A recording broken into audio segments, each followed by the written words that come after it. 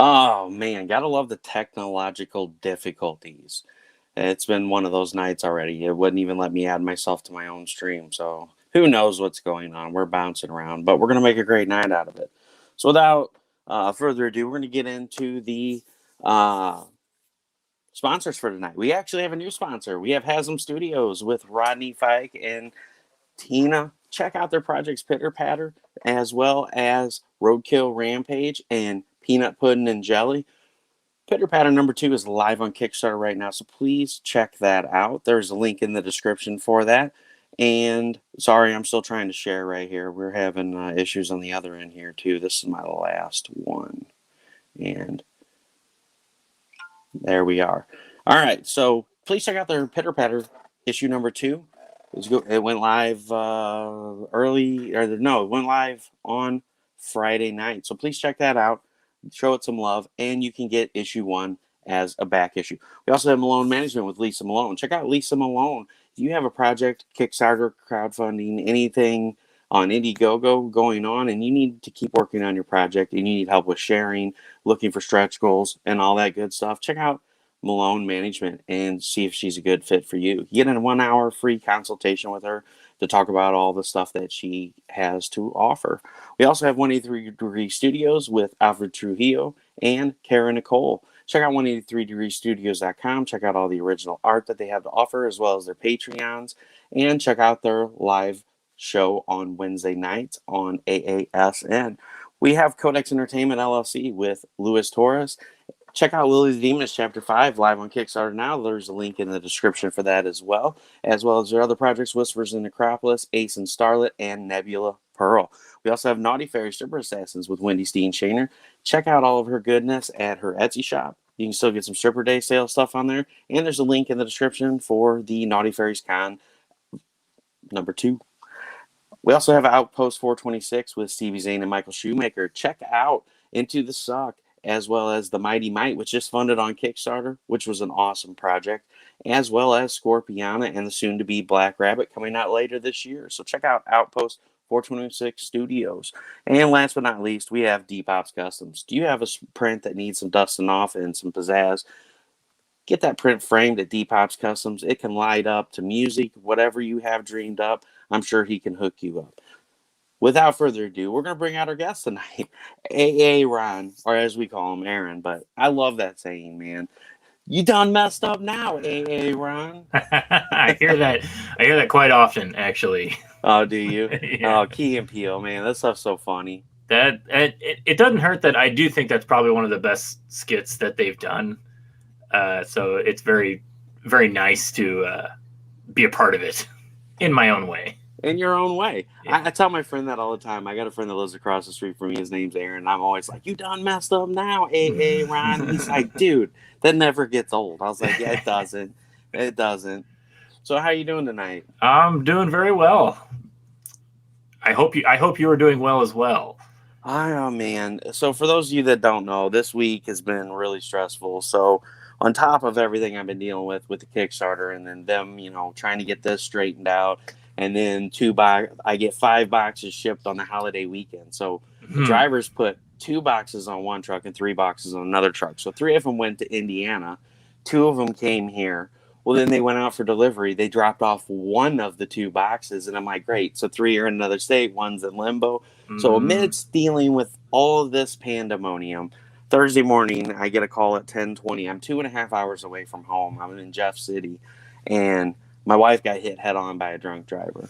So it was pretty scary. I got 2 young ones. Everybody knows Roderick had open heart surgery at a week old and at 2.5. So I was really worried about him and the family. And it's a really hard thing. I mean, you're almost, 3 hours away by the time I get loaded, everything rolled up, get a signature and move on. So, of course she hangs up with me because she's like, hey, I got to call 911.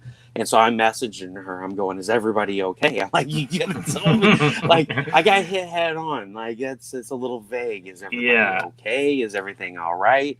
And so, she's like, oh, we're fine, by the way. And I'm like, yeah, that would have been nice to know.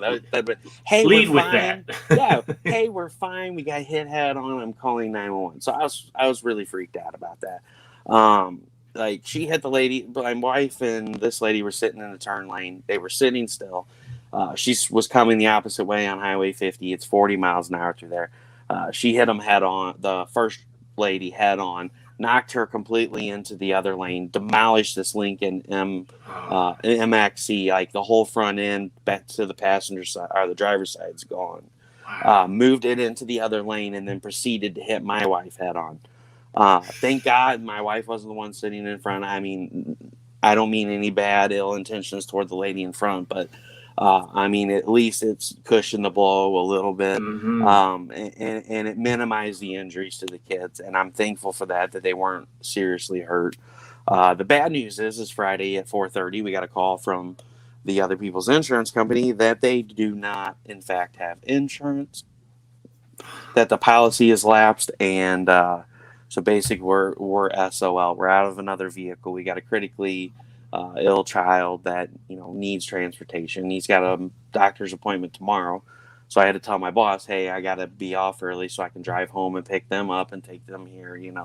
So it's really made a huge inconvenience for us, because who can afford a freaking rental car? Those are absurd. Like we looked it up, it was like $130 a day, and I've only got liability with it, so there's no rental coverage. And I'm like, yeah, we can't swing that. And I still got to pay to get my vehicle out of the tow yard. So, and they were like, oh, it's $200 for labor, $125 for tow, plus $38 for the mileage. And I'm like, dude, that's freaking highway robbery. It's ridiculous. They hit you. Like, it's terrible. Andre said, holy shit, it's young Bob Ross. That's another one that I get. I have a Bob Ross t-shirt, and I like to tell everybody, believe it or not, there are people that don't recognize Bob Ross, and they ask me who's on my shirt, and I tell them it's me, and they believe me. Oh my gosh, there's people that don't know who Bob Ross is. I know. I know. Oh man, that's insane. So you got a project going on right now. You got the Amoral Stingray going on. I want to talk about that a little later. Sure. We'll bring up the Kickstarter and show off some of the art and stuff from it. It was written by you. It was illustrated by Chris McJunkin. Yep. Oh yeah, he's awesome. He's a phenomenal artist. He was actually one of the first people that I had on the show early last year. I think it was like about the second month that I was doing this. I've had several pieces done by Chris. Yeah. And actually, Chris has a piece in the book here, right there. Oh, dig it! Yeah. Oh yeah, Chris is great. He's a phenomenal dude. He's really cool. We had a great show together. But yeah, he does phenomenal art, and looking at the art in the book, it's great. And then the Paul Little is the colorist. Yeah, the colorist. I had a brain fart there for a second. Yeah.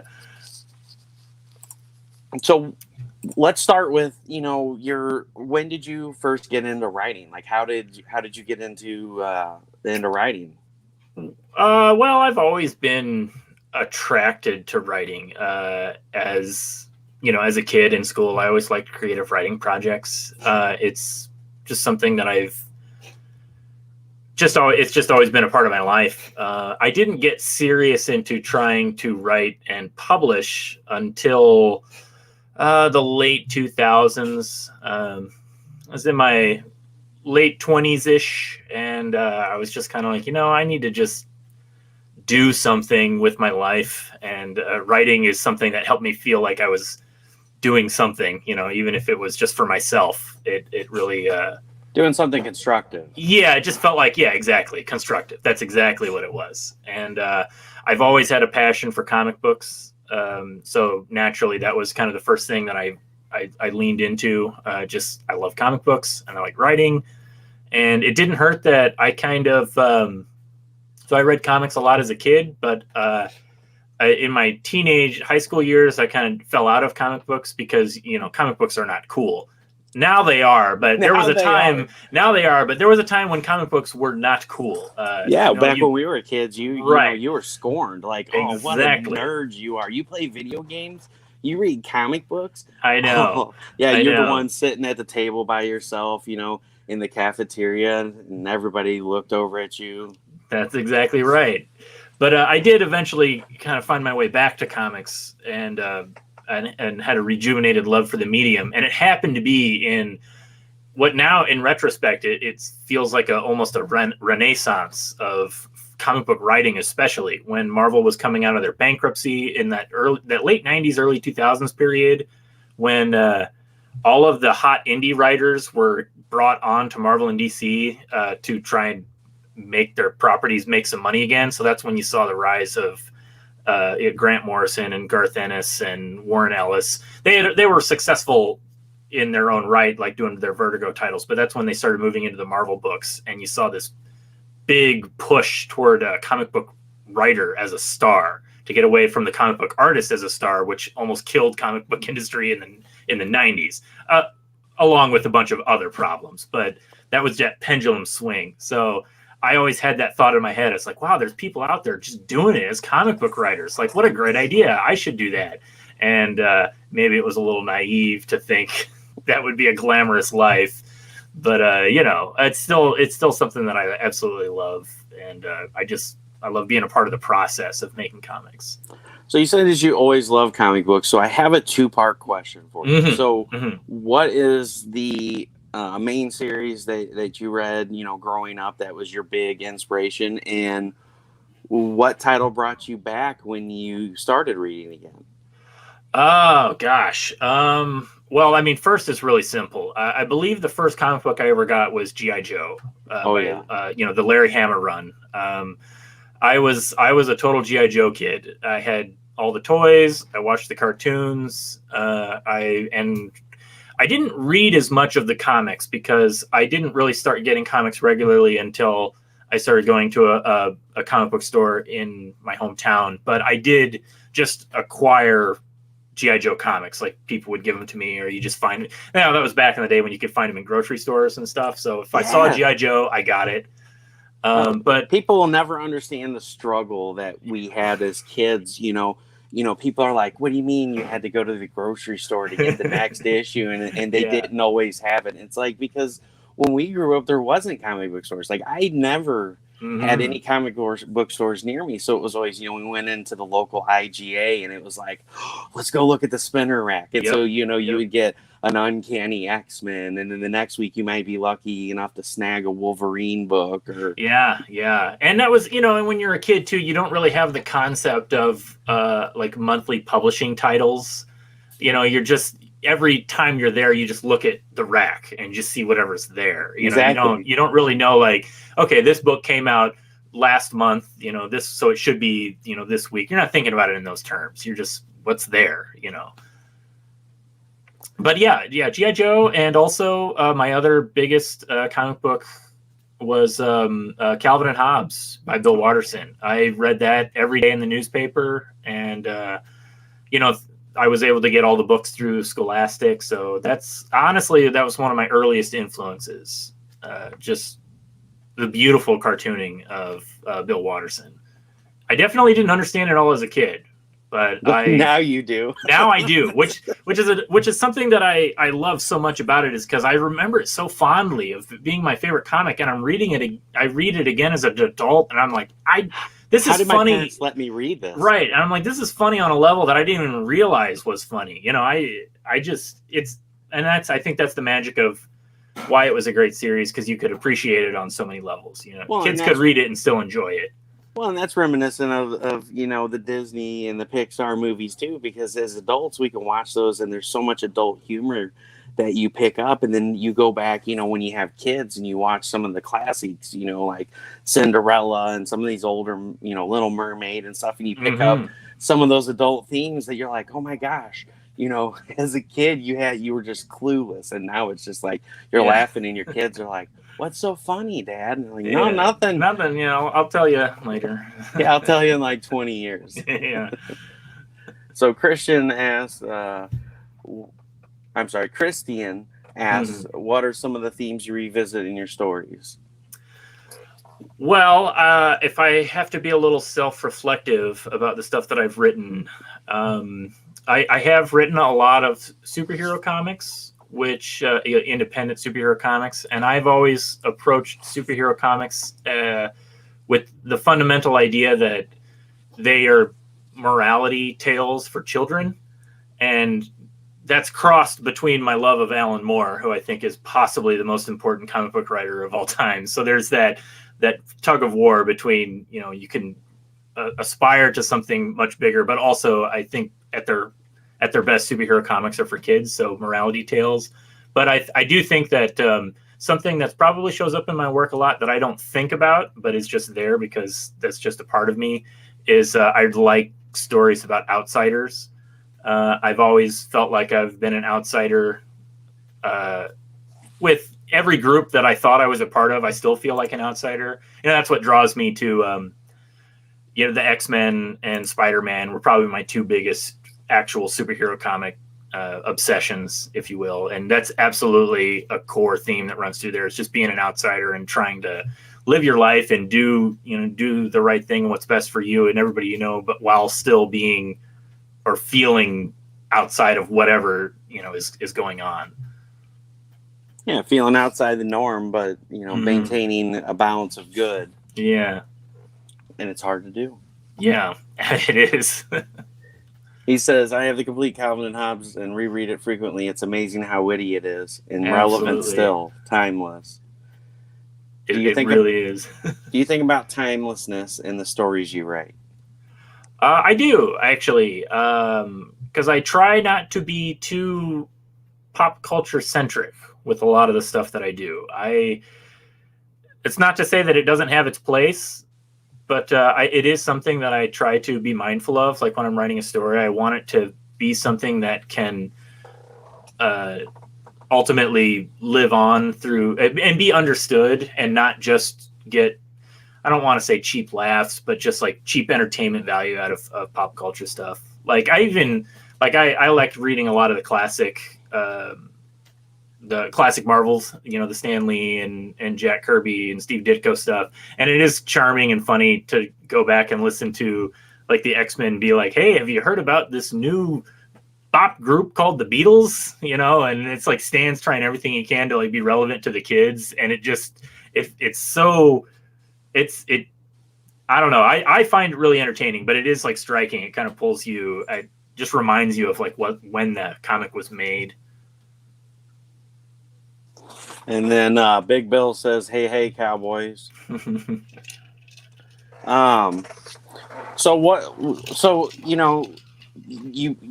guess you grew up in the 90s, late 80s, early 90s. That's correct, yeah. So you were into a lot of were you into Ninja Turtles at all? Or? Oh man, I was like way into the Ninja Turtles. So this is my Ninja Turtles story. I have 3 brothers and 3 younger brothers. And so we were all like Ninja Turtles. We were right there for the fad. I was into it early on. And then my younger brothers kind of all inherited it. And, I never read any of the comics, of course, because, I was there for the toys and the cartoon, but at a certain point, I wasn't that old. But my dad decided he was going to just get rid of all of our Ninja Turtles toys. And we had a whole lot of them. Like that was like G.I. Joe was like my thing, but like between my brothers and I, like Ninja Turtles was something that they could get for everybody. My younger brothers didn't really care about G.I. Joe because G.I. Joe was kind of on the way out by the time Ninja Turtles took over. Yep. And so we had just this giant box of Ninja Turtles toys. And one day it was just gone. And my dad he just got rid of it. And it was always kind of a question at the time of like, what was going on with that? I don't know if he thought it was a negative influence on us. I specifically remember at the time when the movies came out and there was a big backlash against the first movie because it glorified violence and, et cetera, et cetera. And that's why the second movie is so terrible because they never used their weapons. Yeah. And my parents would have absolutely been the type of people to get caught up in that. After the fact now, present day, my dad just says, oh, I thought you guys just weren't into it anymore. That's why I got rid of it. And I can tell you right now, we were way into it when they suddenly disappeared. So yeah.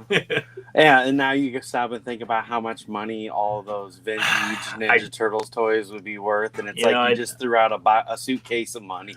Yeah, I don't want to think about that. I mean, if they were anything like my G.I. Joes, they were well played with, so I don't know how much they would be worth, but yeah, Yeah, just don't want to think about that. Yeah. Well, I know about G.I. Joes being well played with. I used to blow mine up when I was a kid. I mean, no surprise. It's Russ Explode Studios. Yep. So, you strap a firecracker onto Yep. one of the Cobra soldiers' back, and you're like, take this. Yep. I remember the first G.I. Joe that I broke because I like dropped a huge rock on him. Because I was like, I'm playing, and I'm like, and now the boulder falls on you. And then it was like a rock, not a dirt clump, a rock. And then I picked it up, and it was like the arms were broken off. I was like, oh, okay, well, I guess this is my broken G.I. Joe now. Yep. And he said, do you thumbnail your stories for writers? I have, depending on the artist that I work with. There have been a few times where there's a page where I have a very specific image in my head of what I want it to look like, and I'll do a stick figure type thumbnail of just here's the panels, here's like a loose idea of the figures, make what you can out of that. But a lot of times, most of the artists that I work with are really, really good, and I try to give them as much freedom as possible to kind of go with it, because they're they think visually in a way that's probably a little bit more visual than I do. I try to think visually, but it's sometimes it's like when you're actually doing the nitty gritty on the page, that's where really you kind of figure out how it needs to look. So I try to give my artists as much room as possible. Yeah, and it's writing is a glorious form because there's so much that can be derived from you writing something. Like 80 people could read one section of a book and all perceive different things from it. Yeah. And so it makes it hard to hit home with a point if you're exactly wanting a certain scene to look the way. And I wasn't laughing at you when you said stick figures. I was laughing with you. Yeah. Because I have my famous, I'll show it off. I haven't showed it off in a while. So I have my famous stick figure drawing that I did for Ed Williams whenever I had him yeah, exactly. Yeah. This is my thumbnail for the commission that I had him do. And he's like, I want a signed copy of that. So I was just being goofy and signed it. He's like, I'm putting that on my wall. I was like, please don't. So I'll show off a little bit of the art here. Sure. So this is the 5th issue. And for those of you that haven't checked out the Kickstarter, we're not going to go over like the tiers and all that. We'll go through and check out the art, but there is a link here where you can go and read the wait, did I pass it up? I mean, nope, I didn't. It's in there somewhere. It's in there somewhere. Yeah, there it is right there. There's a link right here underneath the oh my God. The Amazing Spider-Man, first appearance of the Punisher. Yeah.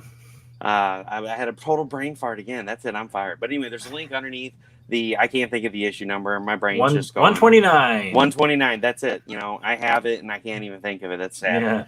Yeah. Punisher's one of my big characters. But right here under secondthoughtcomics.com, you can actually go and read the issues 1 through 4, as well as the other book that you guys have.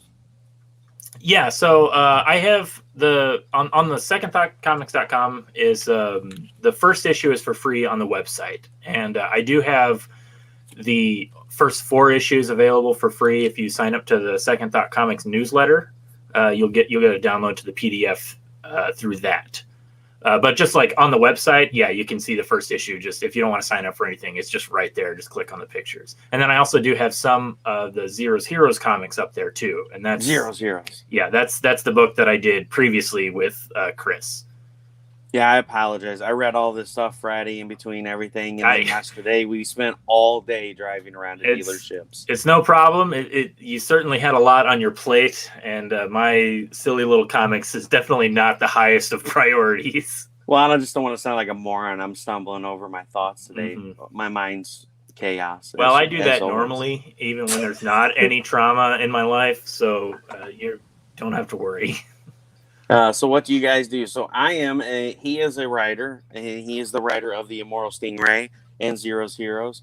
And I am also an author right here of Xenonanite Titan, as well as a podcaster on Russ Explode Studios, Books with Heart here on YouTube, Twitch, and Facebook. So basically what I do is I bring on indie writers, authors, artists. So we've had a cooking show. Pretty much anybody that wants to get on in here and talk about their inspirations as well as their projects and hang out and have a good time. Talk about cool stories, shoot the shit. I mean, we'll talk about exploding blue balls like we did on one episode. And then now my review show is called Blue Balls Reviews. So, I mean, we know how to have a good time. And Christian says, all right, Russ, here comes the gallery show. I like that Punisher homage. Let's see. What's that web address? I'll type it in for you. Here, let me copy it in, and I'll send it into the chat for you guys. That way you don't have to It'd be easier than me typing it because I'm a little slow with one hand here. And then we'll show off some of that art. Right. So there is the website where you can go. You can sign up for the newsletter and get the first 4 issues. We're going to go back and show that off. All right. So there is the main cover right there. Yeah, that's the cover by Chris McJunkin. The Punisher homage cover is done by Mark Welzer, who is another mutual friend of Chris and I. And he has a book coming out in a few weeks, actually, from Scout Comics called Gods of Brutality. And that book is going to be pretty awesome. I'm excited for it. But I was even more excited that he agreed to do this cover for us because I think he absolutely nailed it. It's probably the best. Well, I don't want to say best because I don't want to insult Chris, but it's my favorite. It's my favorite cover that I've ever had on any book or anything that I've done. It's just so cool. That's it. We've got it on tape. Chris said you're gonna have to find a new artist for book. No, I'm just kidding. Yeah. And then there's the link for the Kickstarter there too. If any of you folks in the chat want to check it out. And Big Bill says, "Oh, cool! I want to start my own comic series." Hey, that's awesome, man. It's never too late to try. Don't give up on your dreams, man. This is a 10-year dream right here that finally just came to fruition in the past year, and it's glorious getting to hold your first book. So don't give up on your dreams, Big Bill. That is true. What's going on, Steph? You came just in time to check out the beautiful art of Chris McJunkin once again. How you doing tonight, buddy? And yes, the kids are doing fine. Adriana's still complaining that her neck hurts a little bit from the accident, but Tiffany's still kind of getting around pretty bad. Her back and her shoulders hurting. So this is the cover from Chris McJunkin. Since you missed it, Steph, when's that dream shipping? It's shipping this week, man. I've got other stuff going on. You get out of here, clown. Don't be coming in harassing me tonight. And then the Amazing Spider-Man 129, the Amoral Stingray, Sinister Saint.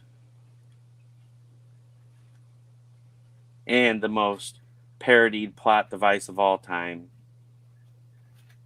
There lurks his sick grandma. And who is this cover by? That cover is by Kevin Bant, who is the artist for the first 3 issues of Amoral Stingray. Kevin and I actually started the book a few years back, and he had to drop out midway through production of issue 3 just for personal reasons. He's got a day job and a family, and that's the life of an indie comic book artist. And Chris and I had worked for a long time, so he was very gracious to kind of come in and take over the book. And I think they're both great artists. I can't really, I don't know. I think they're both awesome, so I'm not really complaining, but it is what it is. So how would someone start making a comic series? Well, you got to write your story up and your script, and you get with an illustrator you don't just get with an illustrator. You get with an illustrator that you click with, somebody that has the same dream set, that reads it and goes, "Man, this is going to be awesome. I would love to work on this." Not somebody that's gonna like, "I'll take your money." You want somebody that's going to be like, "I'm in on this 100%. This could be great." Colorist, the letterer, and all that good stuff. Basically, the main thing is learning how to script comics, because it's not as easy as you write a story and it gets pictures added to it and it goes. You need something that's going to flow from page to page, that people are going to be like, oh my God, what happens on the next page? And you want them to keep turning those pages. And that's the hard part, is scripting it out to where each page is a page turner. I do think that's an important part of writing for comics that a lot of people maybe take for granted or just don't think about, because I've seen a lot of people that come into trying to make a comic out of like a screenwriting school, because most people, it's easy to take a class on screenwriting, and they come and that's their introduction to writing, and then they try to make into a comic book, and there's just some subtle language that goes into how comics operate that they really don't quite grok. And so you can always kind of tell when somebody doesn't really understand things like pacing on a page, and like you said, the page turn, things like that. I've seen people script comics where it's just like endless conversations for pages on end, and I'm like, that might work for if you're Brian Michael Bendis, but anybody else, no. And Christiane asked, do you have a day job? I do. I actually just got a new day job. I'm working at a comic book store. Oh man, so what's that like? Well, it's really fun, but it's also really frustrating because number one, I just spend all my money on comics because I'm just surrounded by them. And so you just walk in and you get your stack of books. I get paid in company script, like yeah. But part of the reason I wanted the job was to kind of keep myself immersed in comics and be inspired by all the comics that are out there. But then it's the double-edged sword of, I'm also now really overwhelmed and intimidated. Like, there's just so many comics out there. Like, there's just so many people out there doing it, and it can be intimidating sometimes. Yeah, it can be very intimidating. I mean, it's something that we talked about last week on the show. Was somebody had asked, why do you think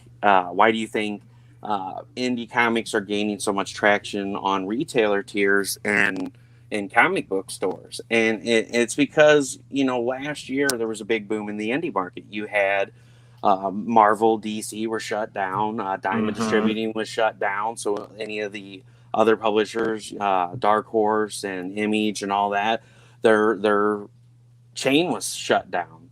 And so everybody just like funneled into Kickstarter and boomed into the indie comic scene. And so all the people that have been on the fence about writing their indie comic and getting their story out there, or the people that already were, there's a huge surge on Kickstarter of all these indie titles. And so people, started reading indie titles. People that had never picked up an indie book in their life off of a comic book shelf. And so now they're like, holy crap, these books are really, really good compared to the big two. And so now a lot of them, that's all they buy. They go in, they buy indie books. And so a lot of it has been the drive from the comic book consumer. They go into the stores. How come we don't have any indie books in here? Well, this book's really good. This book's really good. And, then the comic book shop's going to start bringing in what you guys want. And you are the big voice of that. So I always urge people to say, if you buy a book on Kickstarter, or you buy a book from an indie comic artist or writer that you really enjoy and you don't ever see it in the comic book shop, bring it up to your comic book store owner. And a lot of these people will offer retailer tiers on their Kickstarters to retailers that want to carry their book in the store. And it's a big help to them because it gets them more around the country and brings more light to their book. Right. Mutually beneficial for everybody. Exactly. He said, Steph can't draw without a stencil, let alone write more than a word bubble, LOL. Kickstarter was perfect for COVID, socially distant. Exactly. Yeah.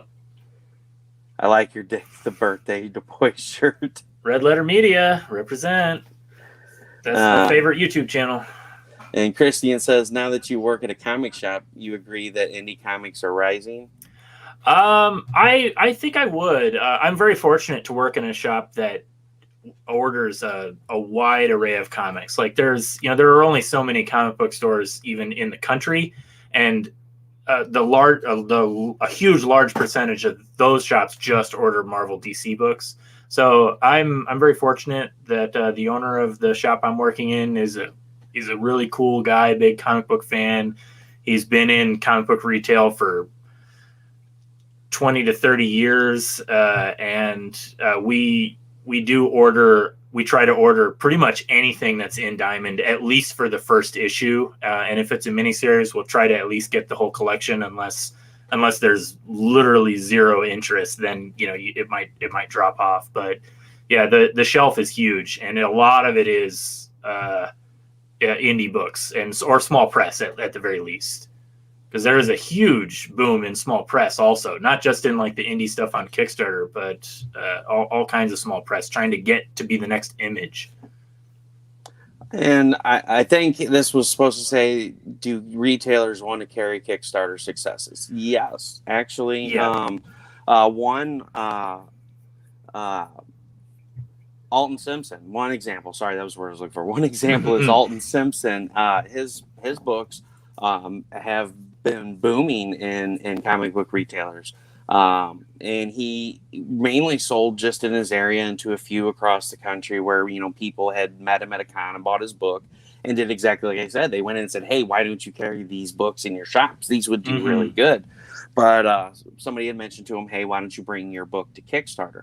And Kickstarter really opened him up to more areas of the country where people, he's had his books now sold in Jay and Bob's comic book store. And our Jay and Silent Bob's comic book store, and they sell out all the time. And they're like, "Hey, we need more books." And they actually got to meet him. I'm super jealous. Yeah, that's pretty cool. Those guys are awesome. But I think retailers are starting to see that these indie books that do really good on Kickstarter are books they need to bring in, because obviously if they're doing 30, 40,000 on Kickstarter, people must love the book, especially when you're on issue 4. So if you can get a catch-up tier and get all 4 or 5 issues on what you're getting on, like with your book here now, the Amoral Stingray, you're looking at opening your fan base up. Sorry, I just had a comment dump. I'm like, what happened? Yeah. Alton Simpson puts the boots on the ground. He works the LCB. Yes, that's correct. If and when I want to make a book, would you guys want to read it? Sure. Yeah, I try to read everything that comes my way. Me too, man. If somebody says, hey, I do Blue Balls reviews on Saturday nights. I haven't done it for the last month because life's been a bitch, to say the least. So it's just hard for me to pull away. Like I said yesterday, we were out all day looking for a new vehicle, trying to find something cheap, because we got to pay sales tax and everything again on our dime. Yeah, I try to read anything. If anybody says, hey, check out my book, I'm willing to try anything once. And if it's good, I'll try it twice and 10 more times, Yeah. But yeah, I don't ever hear somebody say, no, I don't want to read your book. It's all about the pitch. That's what matters. If you got to learn to pitch your book and get it to where people are going to be like, whoa, this sounds really awesome. I want to read it. And so with that being said, we're going to put Aaron on the spot and say, hey, Aaron, what is your pitch for the Amoral Stingray? Well, see, this is a problem, because this is what I've never been particularly good at, is pitching. I love making comics. I hate selling them, which is a problem now that I work in a comic book store. So, but the pitch for Amoral Stingray is actually really simple. It's a traditional superhero origin story, except the teenage outcast decides to become a supervillain instead of a superhero. It's kind of my take on a lot of the Marvel comics. Spider-Man is one of the biggest influences. He's a teenager who gets in trouble at school. He's kind of a social outcast, and through a freak accident, he gets these powers, but he doesn't have that Uncle Ben figure to kind of give him hope and guidance in his life. So he's just like, well, I got these powers. I can just do whatever I want. And as a result, he kind of gets sucked up into the world of super crime and finds a mentor in like a low-level supervillain, and also an enemy in a low-level superhero who just constantly finds him and beats the crap out of him. And what kind of rating does your book carry? Is it like a PG title? It's a mature rating. Mature. I say mature just to cover my bets, to cover all my bases, because I try to be as free as I can with this particular book. I mean, the main character is a super villain, and Andy's a teenager, so it mostly comes from language. Like, I'm just really free with the language that I use in the book, but it's not a full-on like a Garth Ennis style, or even Invincible. Like visually, I think our style, it's not that grotesque. It's just more of really just like harsh language and really flip attitudes, and just subjects that we might want to occasionally talk about. But at my heart, I'm still kind of a classic superhero guy, so I can't just go like full on ultra violent, grim and gritty. As much as I like Garth Ennis, and I do, but yeah, it's not who I am, and I'm not going to force it. No, I understand. I just like to ask for the audience, or for anybody that goes back and watches this, if they have kids, what they can expect and why it has that rating, just so they can judge for themselves. Yeah, it's an important thing that I actually have to get out there and say quite often, because my other book that I do, Zero's Heroes, it's probably more of a PG-13. I would probably prefer it to be PG, but I sometimes drift into PG-13 territory. But because I like my superhero comics to be cartoonish and brightly colored, and so whenever I'm at a con, parents will walk by and be like, "Oh, this looks interesting. Is it appropriate for kids?" Because they just, it doesn't look like a grim and gritty, gross book. And I have to explain, well, this isn't, it's not all ages. Zero's Heroes is like a PG-13, and Amoral Stingray is, just. I put the explicit content label right on the cover just to make sure. And so far, I haven't had anybody complain that it wasn't explicit enough. So. And you know what, Steph? Get out of here with that. He's always dogging me about Xenonanite Titan. So, you know what? He's just jealous because of the Library of Congress. I take up half of a page of my book, and, so it just makes it look important. Then you got to add on The Fall Before the Rise, so. Mm-hmm. And he said, I agree. I'm currently serializing a novel on a medium called Restless Intrigued. Big Bill said, how would I be able to buy your book? I do have a store on my website, secondthoughtcomics.com. Everything that has been published is available for purchase there. And on the Kickstarter right now for Amoral Stingray 5, I've got everything available through that. So you can get the newest issue that we're trying to fund is issue 5. And then we have the Amoral Stingray graphic novel, which collects the first 4 issues. And then I also have all of the 3 Zero's Heroes trade paperbacks are available on that also. So you can get them as a big bundle. And I'm trying to pull that link up again here on here because yeah. I already cut it out of there. And I'll post that link there in just a second, Big Bill. Christian says, what do you think of the EC stories? They are known for the art mostly, but how about the writing? Does it inform any of your writing? It absolutely does. I love Silver Age comics, Golden Age comics. I really love the older stuff, and I just really like the plain. It's not really crass, but at the time there was just the straightforwardness to the writing style, where it's just you have the panel of something happening, and then just like a really straightforward like description of the character or like what they're feeling, and it's all very direct, which I like. It's not. I guess it's overwritten in a way. Like you always see the jokes of the old comics, they're so redundant, and you even get into the Chris Claremont where you have the panel of a character using their powers, and then the caption is, Cyclops uses his optic blast, and then the thought bubble of Cyclops saying, I better use my optic blast, and it's also redundant and derivative. But when you find the good stuff, it can be really solid, of just a perfect mix of words and art. And I've got that link. Give me just a second to drop that in there for you guys. I apologize for the delay there. So here's the website where you can find that, Bill.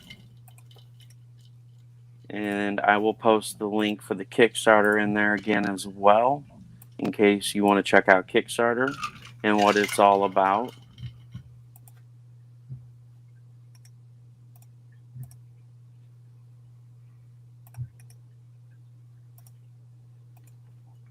So what kind of movies you into? Oh, well, my friends know me as the movie snob.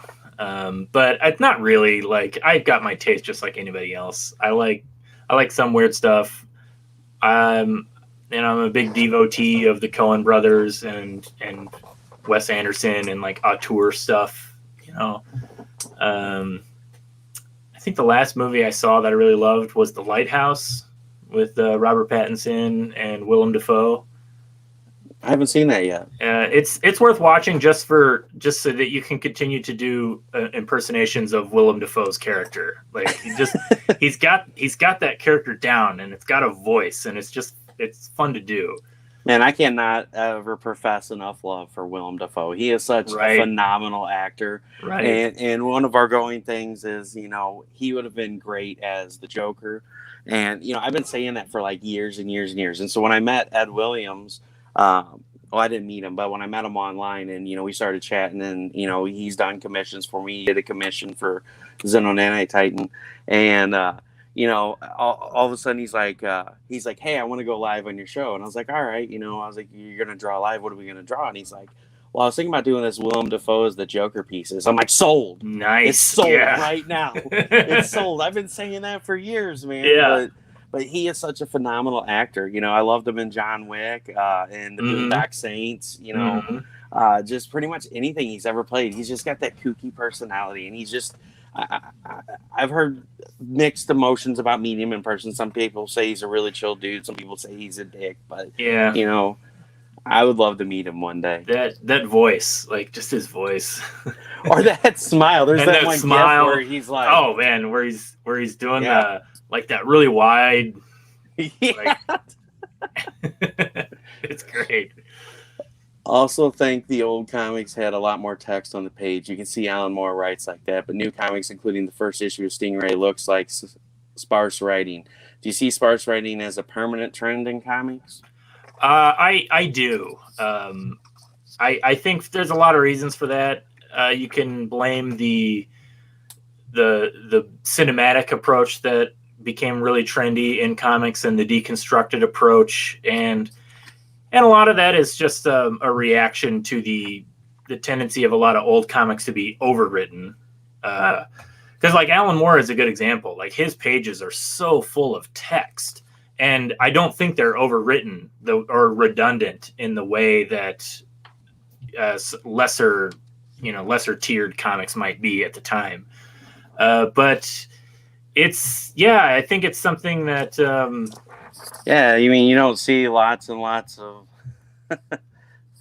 stuff like this anymore. Yeah, exactly. Yeah, and I think part of it is also I think it's also the artists that have been influenced by the 90s, like the Image comic guys, and subsequently all artists that come after, because this is something I don't have this problem with Chris McJunkin. I'm just getting that out there, just because.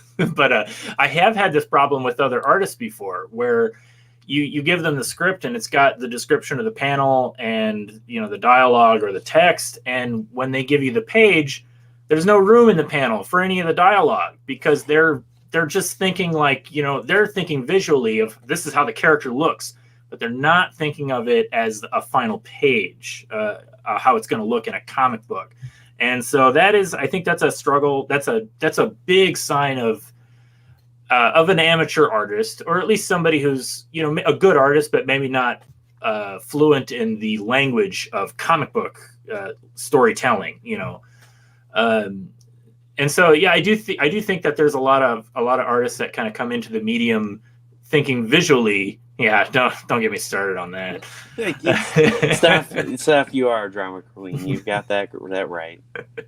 But there are a lot of artists that really don't think about it in terms of the telling the story. They're just thinking of it visually, and that's where things like having a good editor that can kind of mediate between the two, or at least just taking a strong, if you're a writer and you're working with an artist, just I always try to leave notes in my scripts where I'm like, hey, just a reminder, there's a whole lot of dialogue on this panel. So frame the character, kind of off to the side. Maybe just do like a little half face, just, whatever it takes, whatever you think looks good, just in all caps. Remember, lots of dialogue, because, sometimes it gets lost.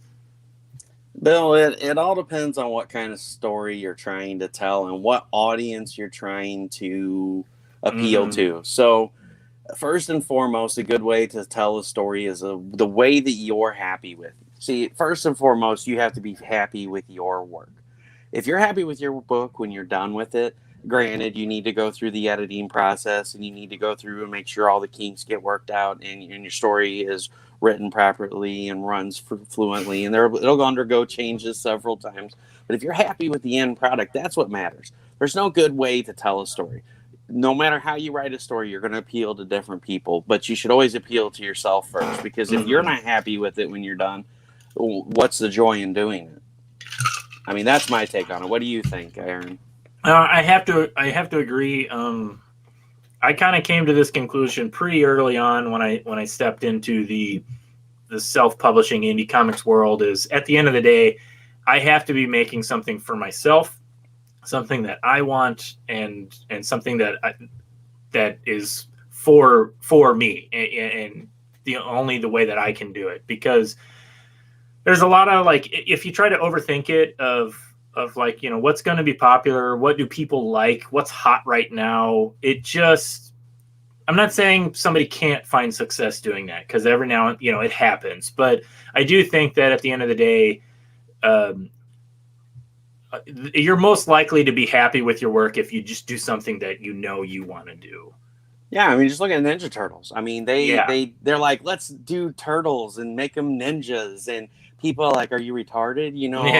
He's stupid. Yeah. And you know what? People didn't buy into it at first. They were like, what is this? They only printed very sparse copies of the first few issues. Right. And people just thought they were nuts. And look at Ninja Turtles now. I mean, they've had several series of movies done. The first issues are worth a fortune just because there were so very little of them and people didn't buy into it at that time. But they did it because they loved it. Yeah. So don't do it to try to make money. Don't do it to try to cash in on a fad that's going on, because you made a very valid point earlier. You wanted something that's going to be timeless. You can't buy into what's hot now, because in a year from now, that book's no longer going to sell and people aren't going to care about it. So you wrote something that was timed. You want to be both, have something that's both quirky for people that read it now, but be timeless and be original. Yeah, I totally agree. When you say story, people read comics, it's all about the sexy variant covers. Oh, get out of here, Seth. I agree. Russell wrote a book. Nobody wanted him to, but he did it anyway. He's such an ass. Let's see.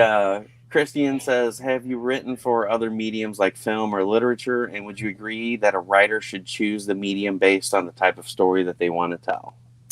Well, to answer the first part, yes. I actually do have a short story series that I write at robotpulp.com, and they're also available on Amazon.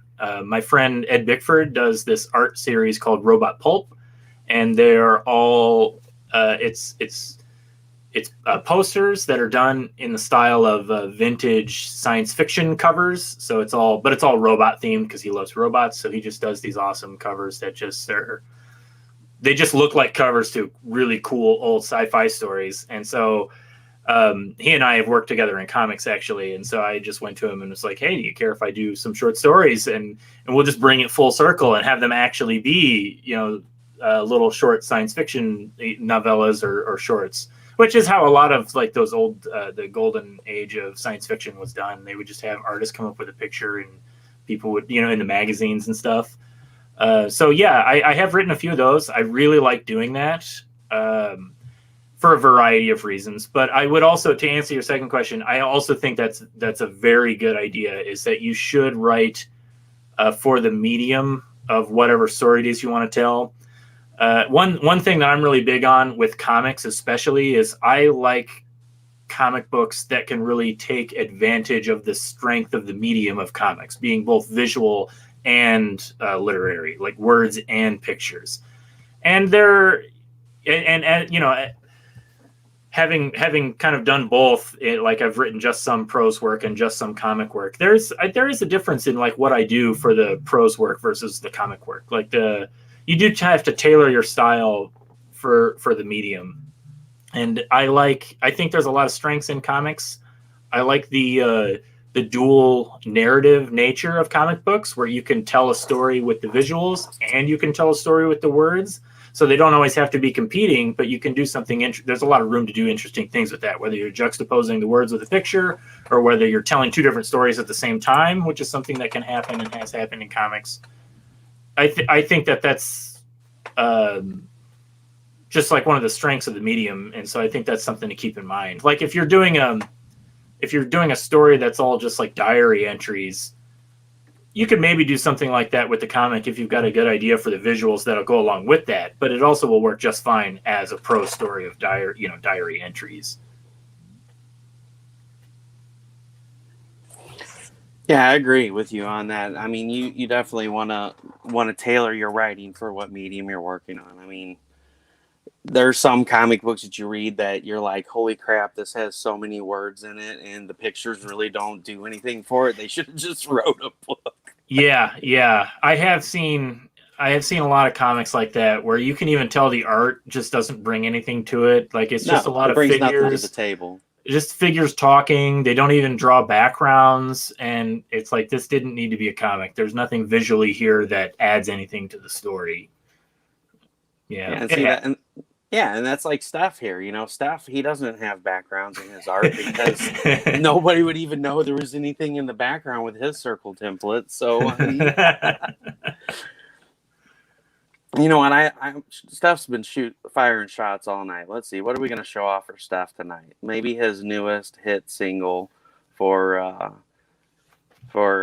Cape Cod, right there. Steph Wilson, love songs from Cape Cod. You know, or we could always show off his rock band here, you know. Oh, hold on. That's the wrong image. They're all wrong images. Or we've got the Jersey Circle, or Leave It for the Colorist EP. So, you know, there you go, Steph. Shots fired. So now it looks like a really, really fun book. I was really hoping to get that downloaded and read it, and then all hell broke loose. But I mean, the art looks great for it. Chris McJunkin is a swell dude. Yeah.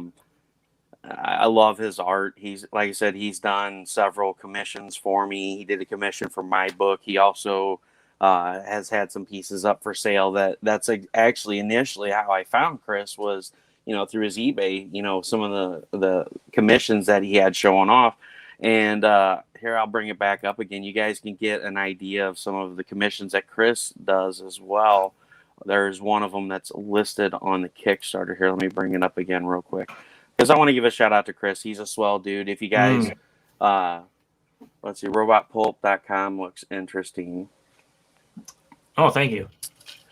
So you can check out, it's junkdrawerstudios.com is his website. I'm a frequent visitor of that, but there's one of his sketch covers example right there with the Infinity Gauntlet. And he just does beautiful work. And just when you think you've seen every style of Chris McJunkin, he just turns around and changes it again. You're like, dude, can you pick a style and go with it? He's like, I don't know what I want to do. Yeah, he's a very versatile guy. He is. And I'm always impressed at how he's grown in the years that he and I have worked together, like on Zero's Heroes, for example. It started out, I think he was trying to do more of just a traditional superhero comic. But as he realized, the more we did it, the more he realized that I just like silly looking comedy stuff. And so he's really allowed his style to kind of loosen up, and he's kind of embraced a lot of the absurdities of the superhero genre, but also the comic medium, which I think has really allowed his art to grow.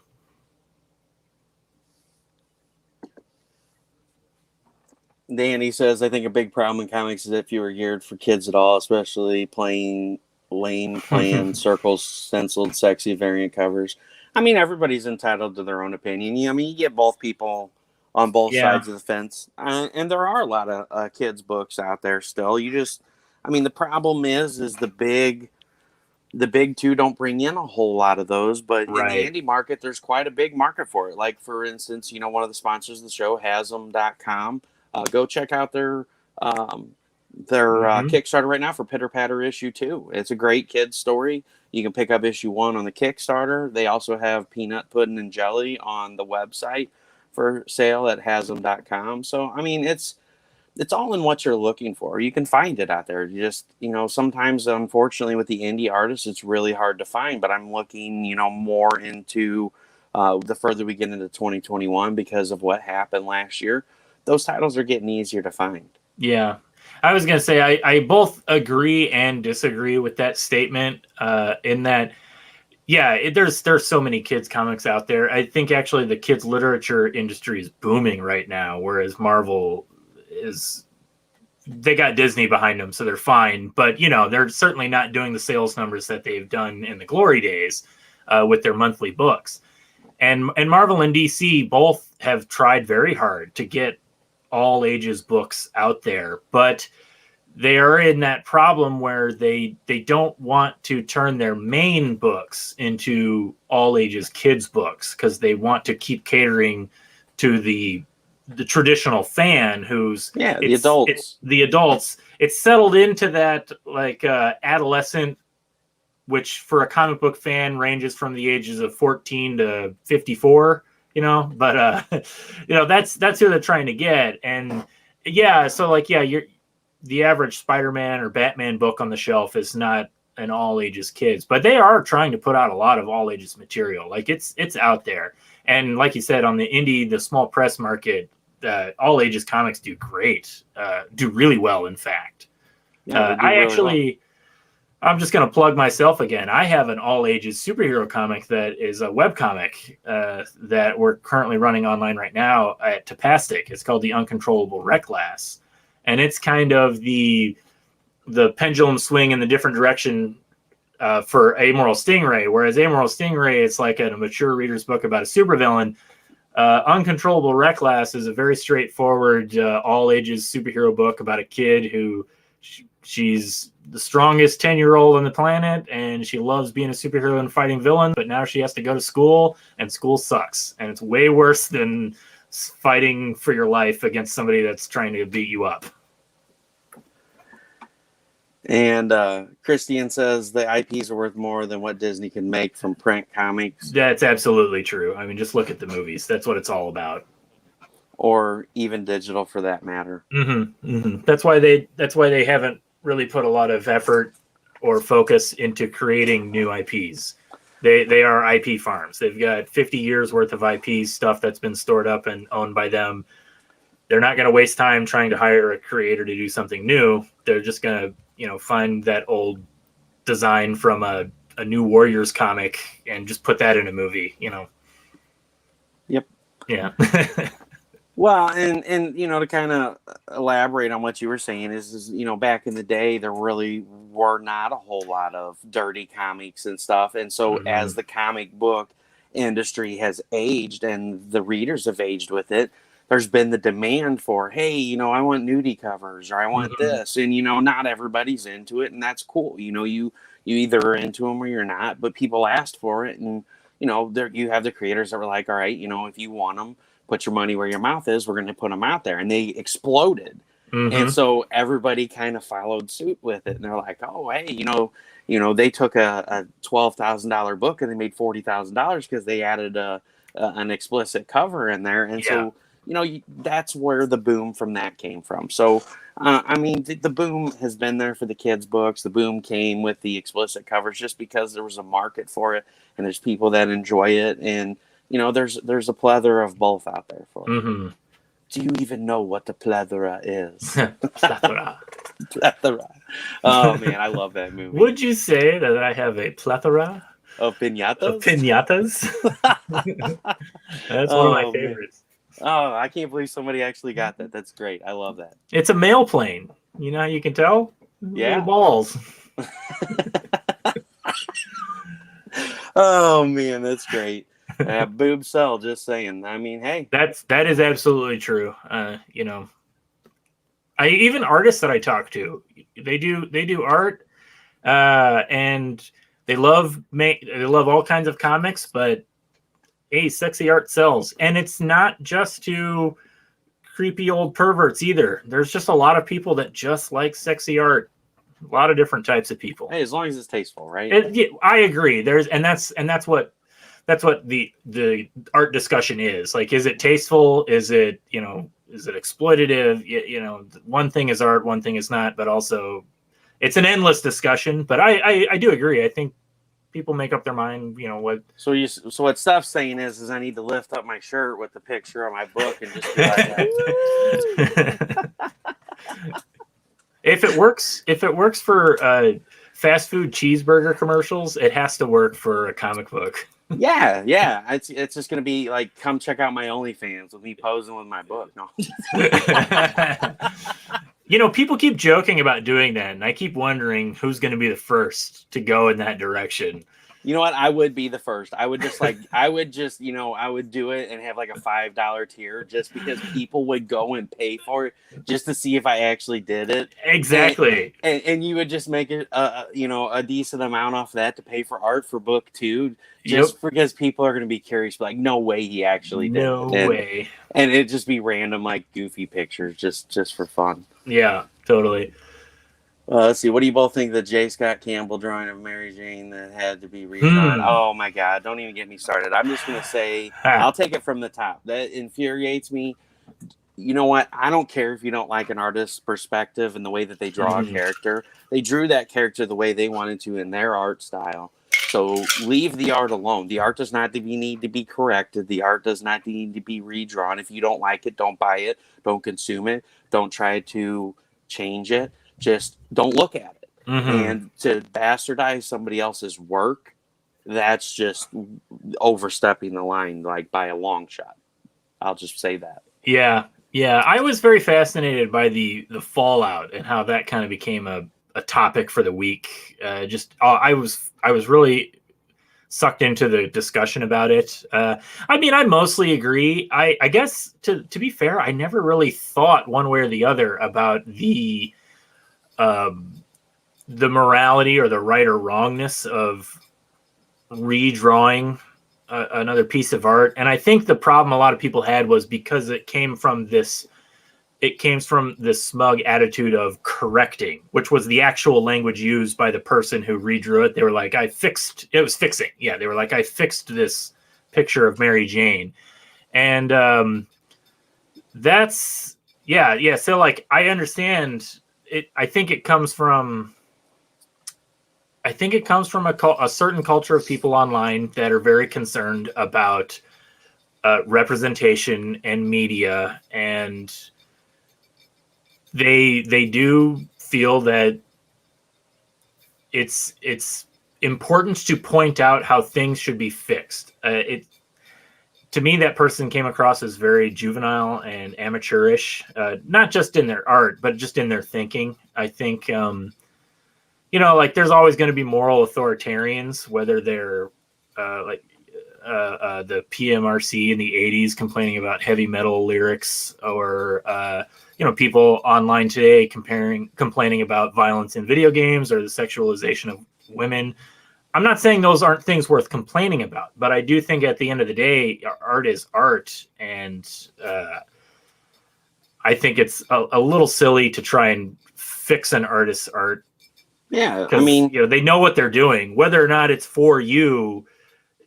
That's another thing that I always hear about all the time is like, well, it's not for you, so don't complain about it. But then here you have something that's like, well, it's not for you. Why are you complaining about it then? You know, I think people all across the world would be a lot better off and less stressed out if they just, like, let people do their thing and just do your own thing, you know?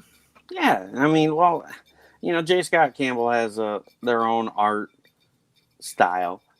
You know, Neil Adams has his own art style. All these people have their own art style, and when they do their work, it always looks. You see the piece, you're like, "That's J. Scott Campbell. That's Neil Adams."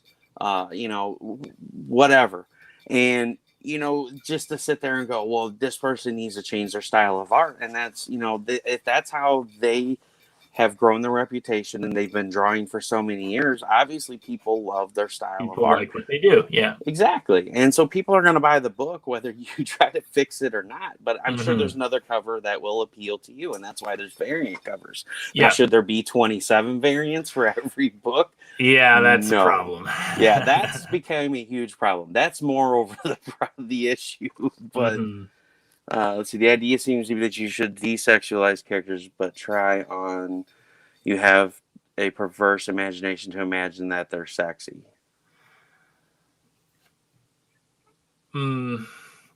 Sorry, trying to parse out that sentence.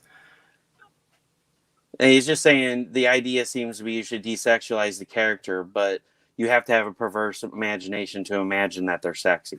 Oh, okay. Well, I mean, I don't know. Like, I think a lot of this comes from. I think people have. A lot of people really have a hard time talking about art. That is one thing that I've noticed. If you read like comic book reviews, I haven't listened to any of yours, so this is not a commentary on you. But if you read, I used to read blogs of people talking about comic book reviews, and a lot of people had a hard time talking about the art, and a lot of people, like fans turned comic book reviewers. They would just talk about the story in like general terms. Like, I like this and I like that, but they really had a hard time articulating what it is about the art that they liked or disliked. Because I think there's a lot of people that can be like, I like that, I dislike that, but they don't really understand why. And there is a problem that some people have where he doesn't have that problem, he draws realistically, right? And I think there are some people that have that problem with art where they expect art to be a realistic representation of the world. And it's not always supposed to be. What makes it art is that it evokes an idea of something. That's like that famous picture, this is not a pipe, because it's a drawing of a pipe. And the idea is that you see this picture and it evokes the idea in your head that it is a pipe, but it's not a pipe. And it's the same thing with sexy women. You'll see things that are exaggerated, and we all, we can I'll complain endlessly about over sexualization of superhero characters, especially when I see like characters that were originally kids characters, like Supergirl or like Batwoman or any superheroes. I really hate that type of that pose, where the spine is twisted and you get to see the front and the back at the same time. It's ridiculous and insane. But at the same time, it's art and it's supposed to evoke an idea. It's not supposed to be a literal representation of the thing. And I think a lot of people struggle with that. I agree. Christian says, great answer. Exaggerated. I feel attacked. Oh, man. Yeah, you feel attacked. Well, I don't see Aaron getting any Steph Wilson away anytime soon, because I don't think he's going to have any. But I am proud to say, sorry, I'm trying to open this up. I am proud to say that I did force Steph to draw his first dude. So he's like, never again. I can't believe I did that. So I asked him the other day on his live show, I said, are you ready to draw your next dude commission? He's like, sure, I'm ready whenever. I was like, whatever. You did such a big fit about it before, and now it's like, whatever, message me. Oh, it's great. I love it. Artists, they're so wishy-washy. Ooh. Oh. Not you, though, Christian. Not you. Because, see, you're a writer, too. So, see, we can't call you wishy-washy. So, see, there's a catch-22. I'm going to log off for the night, but had fun. Good night, y'all. Thanks a lot for dropping by, Christian, and thanks a lot for asking questions. I really appreciate you being here, bud. You have a great night. And I think we're going to call it a night, too, man. It was great having you on here. I really appreciate you coming by, talking about the Amoral Stingray and, Zero's Heroes. And what was the other title of the book again? The one that I snuck in there with, I don't think I even told you about this one beforehand. It's another comic that I do called The Uncontrollable Reclass.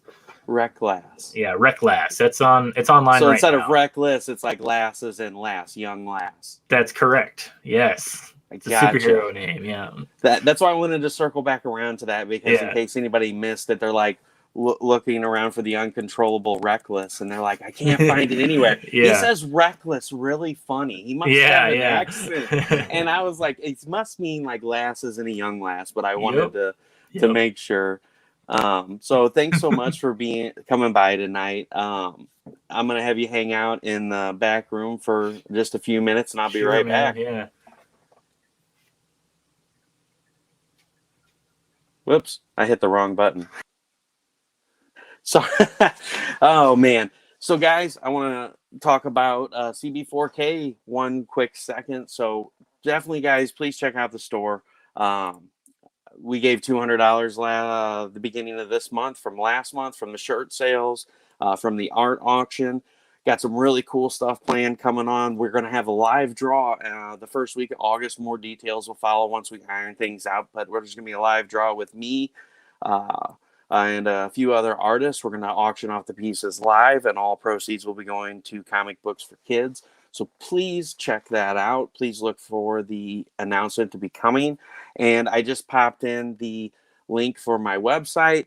You can go to xenonanititan.com/shop and pick up some of those t-shirts. We have the art of Wendy Steen Shaner, the art of April Grady Reyna, as well as the classic CB4K.org t-shirt.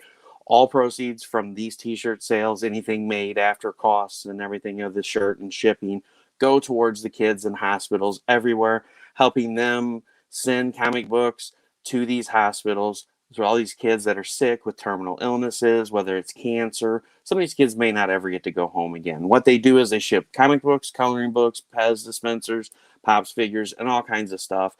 And as the father of a critical illness child, with Roderick having his open heart surgeries, I see the benefits of them bringing these toys and these books into these sick kids firsthand. And it's amazing. And it's not just great for the kids. It's great for the parents, because it gives us a little bit of time to sit back and breathe after him being in open heart surgery for 12 hours, whether kids are having chemo or anything like that. This makes a great difference. So please go check out cb4k.org, and please go check out this website. Buy a shirt. Help out these kids everywhere. I'm super excited to be able to send the money from all these t-shirts and from the art auctions to this great organization and help them get more books to kids. Please check out the Amoral Stingray live on Kickstarter right now. The link is in the comments. The link is in the description as well. Check out the books. There's also the link in the Kickstarter, as well as in the comments and in the description, that you can go to sign up for the newsletter and check out the collection of the first 4 issues. And then you'll know if you want to get the 5th issue or not. So guys, thanks so much for being here.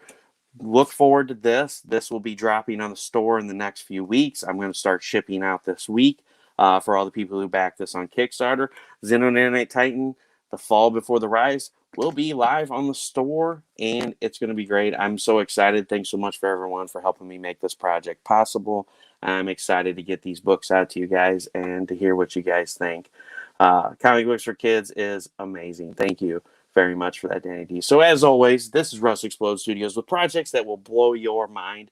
You guys have a great week. Maybe.